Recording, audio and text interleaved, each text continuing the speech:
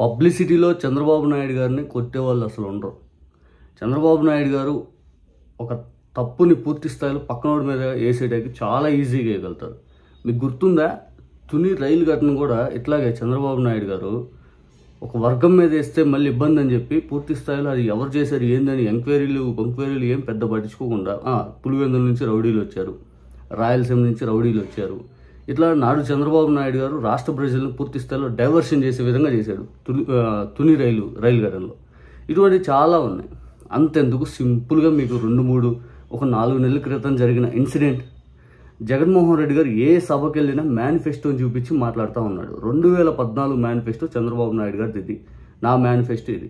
ఇప్పుడు ఈ 2 మేనిఫెస్టోలు కంపారిజన్ చేసుకొని ఎవరైనా హామీలు చేశారని చంద్రబాబు నాయుడు గారిని మేనిఫెస్టో పేరుతో ప్రజల ముందు తీసుకెళ్లాలని చెప్పి జగన్మోహన్ రెడ్డి గారు భావిస్తే దానికి వ్యతిరేక వ్యూహంగా ఇంకొకటి ఏదైనా చేయాలి.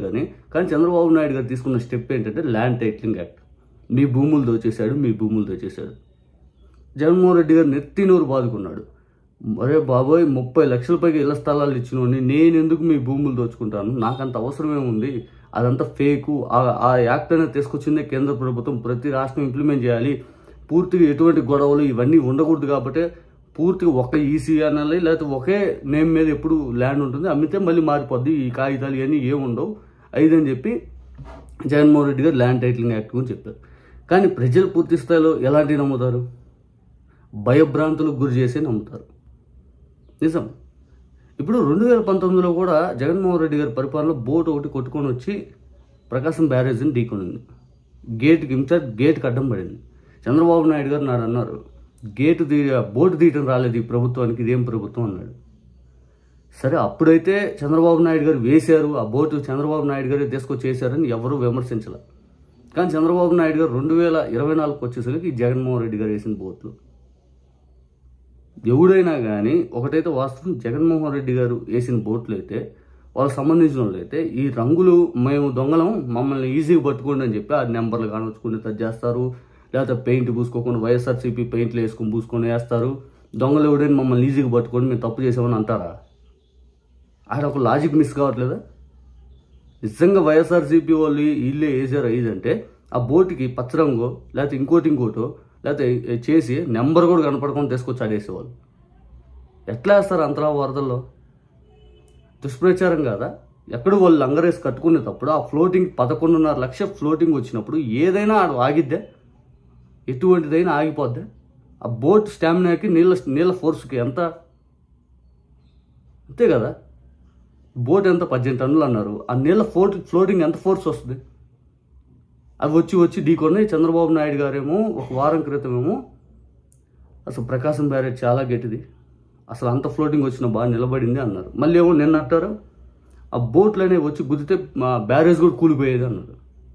ఇంకా బోట్లు 18 టన్నులకి 20 టన్నులు పోయి కొడితే బ్యారేజ్ కూలిపోయే కాడికి బ్యారేజ్ ఎందుకు కట్టడం? అంతే కదా. అంత స్ట్రాంగ్.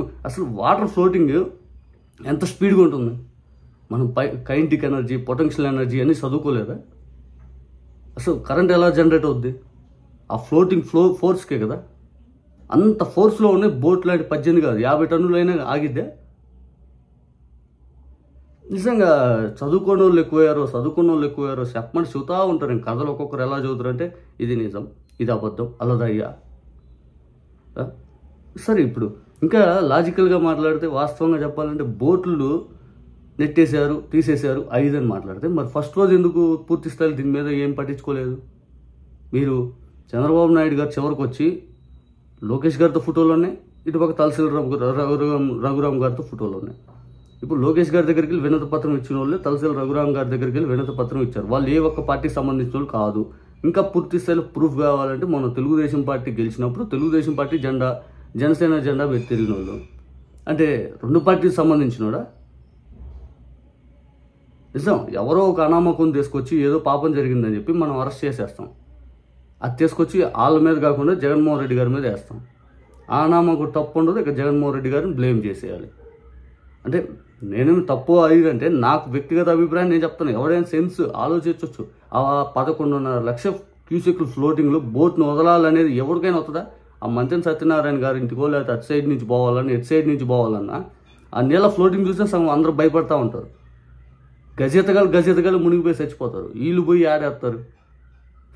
నాకు అదే లాజికల్గా అనిపించట్లేదు. అంత అసలు ఫ్లో ఒకసారి ఎట్లా ఉండదో మీరు గమనించుకుని చాలా ఆ ఫ్లోకి ఈ బోట్లకి ఏమన్నా తీరి అసలు సెట్ అయితే ఎంత ఫ్లోటింగ్ ఉంటుంది.